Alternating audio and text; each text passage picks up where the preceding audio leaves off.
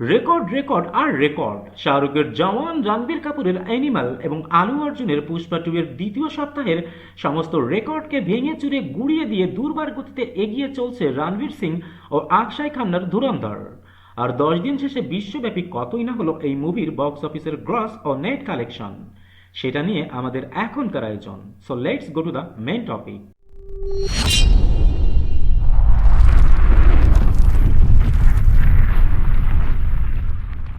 রণবীর সিং এর ধুরন্ধরকে এখন বলা হচ্ছে বক্স অফিসের মনস্টার। আসলে এই মুভিকে রণবীর সিং এর ধুরন্ধর না বলে অক্ষয় কুন্নার ধুরন্ধর বলাই সমীচীন। মুভিতে বাঘা বাঘা সব অভিনেতা থাকার পরেও রেহমান ডাকাত রূপী অক্ষয় খান্না সমস্ত আলো নিজের করে নিয়েছেন। কিছু কিছু জায়গায় রণবীর সিংকেও তিনি ফিকে করে দিয়েছেন। রেহমান ডাকাতকে কেন্দ্র করে গড়ে ওঠা বেলুচিস্তানের আঞ্চলিক ভাষার গানটি ইউটিউব, ইনস্টাগ্রাম, ফেসবুক রিলস সব জায়গাতেই ট্রেন্ডিং এ নাম্বার 1 পজিশনে অবস্থান করছে।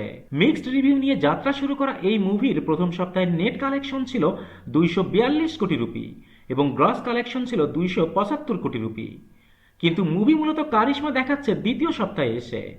মুভির কালেকশন বাড়বে এটা অনুমেয় ছিল, কিন্তু সেকেন্ড উইকে মুভি যে বক্স অফিসে সুনামি সৃষ্টি করবে এটা কেউ স্বপ্নেও কল্পনা করেনি।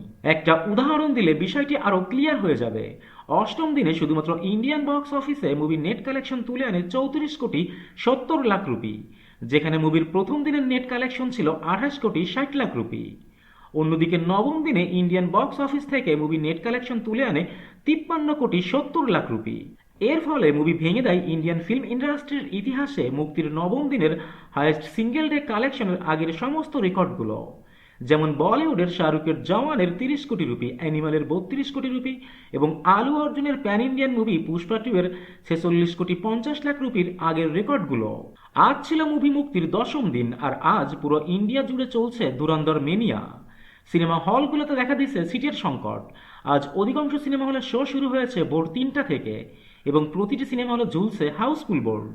বুক মাই শো এর রিপোর্ট অনুযায়ী আজ মুভি ইন্ডিয়ান বক্স অফিস থেকে নেট কালেকশন তুলে আনতে যাচ্ছে 57 কোটি রুপি, যেটা 10ম দিনের প্রেক্ষাপটে ইন্ডিয়ান সিনেমার ইতিহাসে নয়া রেকর্ডও বটে।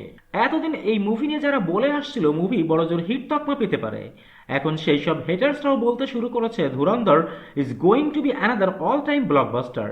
অন্যদিকে ওভারসিজ মার্কেট থেকে মুভি অষ্টম, নবম ও 10ম দিনে গ্রস কালেকশন তুলে এনেছে আরও 55 কোটি রুপি এবং 10 দিন শেষে ধুরন্ধরের বিশ্বব্যাপী টোটাল গ্রস কালেকশন গিয়ে দাঁড়িয়েছে 502 কোটি রুপিতে এবং বিশ্বব্যাপী টোটাল নেট কালেকশন গিয়ে দাঁড়িয়েছে 387 কোটি রুপিতে। That's it for today. আবারও দেখা হবে নতুন কোনো ভিডিওতে নতুন কোনো মুভির কালেকশনের রিপোর্ট নিয়ে। Till then tata and bye by.